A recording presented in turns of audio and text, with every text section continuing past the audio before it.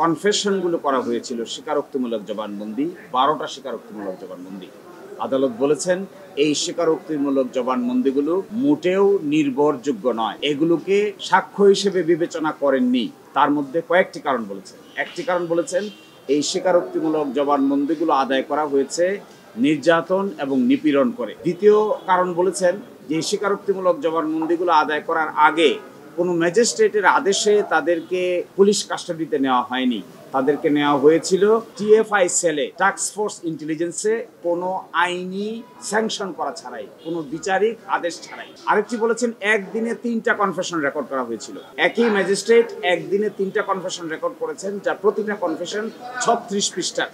আদালত সেটাও বলেছেন যে এটি আইন দ্বারা কখনো স্বীকৃত নয়। এবং আরেকটি কনফেশন কথা এখানে বলেছেন যে মুফতি হান্নানের যে কনফেশন রেকর্ড করা হয়েছে, সেকেন্ড কনফেশন, এটা তখন ছিলেন তিনি কন্ডেম সেলে, কন্ডেম সেল থেকে এনে তার কনফেশন রেকর্ড করা হয়েছে এবং তাকে এক্সিকিউট করে ফেলা হয়েছে 342 জবানবন্দি দেওয়ার আগেই।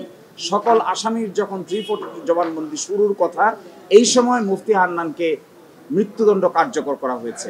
ফলে মুফতি হান্নানের 342 স্টেটমেন্ট এই মামলায় আসতে পারেন নাই। এবং ফাইনালি এগুলো বলার পরে আদালত বলেছেন, আর একটা অবজারভেশন ছিল হাইকোর্টের, যে মিনিস্ট্রি অফ হোমকে ডাইরেকশন দিয়েছিলেন যেন এটা প্রপারলি ইনভেস্টিগেট করা হয়। সেই ক্ষেত্রে বলছেন আপিল বিভাগ যে এটি সেপারেশন অফ পাওয়ার যে নীতি আছে, এই নীতিকে ভায়োলেট করে। এই জন্য রাষ্ট্র কি করবে, আদালত, কোর্ট কি করবে, সরকার, এটি তাদের দায়িত্ব, কোর্ট সেটা ডিকটেট করবে না। এই জন্য সেখানেও বলেছেন এই অবজারভেশনগুলোকে এক্সপান্স করে দিয়েছেন, আর বলেছেন এই অবজারভেশন বাদ দিয়ে দিয়েছেন। আর একটা কথা বলেছেন, এখন যদি কেউ জেলে থাকে তাদেরকে যেন ইমিডিয়েটলি রিলিজ করা হয়, আর একটা অ্যাডভান্স অর্ডার ইস্যু করে দিচ্ছেন।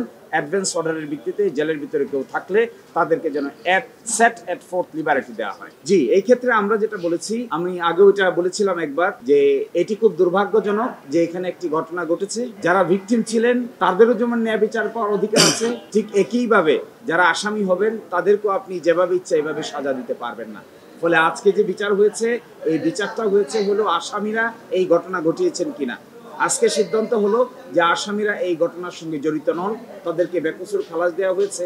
আর যারা মৃত্যুবরণ করেছেন, যারা এই ঘটনার শিকার হয়েছেন, সকলের প্রতি আমরা সিম্প্যাথাইজড, কিন্তু তথ্য প্রমাণ ছাড়া তো কাউকে সাজা দেওয়া সম্ভব নয়। নতুন করে তদন্ত করার যে আদেশটা দিয়েছিলেন, এটা আজকে আপিল বিভাগ বললেন এটা এক্সপান্স করে দিয়েছেন।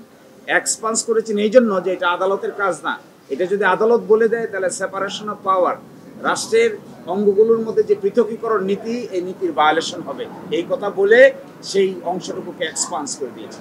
হয়েছিল তদন্ত রিপোর্ট হয়েছিল এবং সেখানে 111-এর সময় যে সময় জনাব তারেক রহমান সাহেব জেলে ছিলেন, বেগম খালেদা জেলে ছিলেন, তখন কিন্তু চার্জশিট দেওয়া হয়েছিল। সেই চার্জশিট কিন্তু জনাব তারেক রহমান সাহেব নাম বা রাজনীতির নাম ছিল না। আওয়ামী লীগ ক্ষমতা আসার পরেই তখন তারা মামলার প্রকৃত বিচার থেকে তারা রাজনৈতিকভাবে চিন্তা করার প্রতিহিংসার চিন্তা করেছিল। এবং আর সেই সময় বলছিলাম যে এটাকে রাজনীতিকরণ করা হচ্ছে এবং আমরা চাই ন্যায় বিচার হোক। ন্যায় বিচার তারা চাইলেন না, সরকার ন্যায় বিচার চাইলেন না, তারা এই মামলাটাকে অজুহাত করে রাজনীতিকরণ করলো। তারেক রহমান সাহেবকে রাজনৈতিকভাবে এটাকে ইমপ্লিকেট করা হয়েছে সেকেন্ড চার্জশিটে, যেটা আনপ্রেসিডেন্টাল। একই আসামি একবার বললেন এক কথা, আবার পরে উল্টা কথা হিসেবে বললেন 160 করে।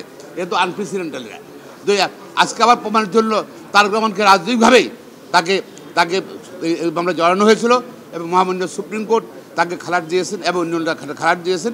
এবং আমরা কষ্ট আপনাদের জন্য লাগে, আমাদের খারাপ লাগে যে ওনারা যারা সে মনবন্দি ঘটনা 21 আগস্ট ঘটনার বিচারটা হলো না এবং সেটা সরকারের জন্য, আওয়ামী লীগ সরকারের জন্য হলো না।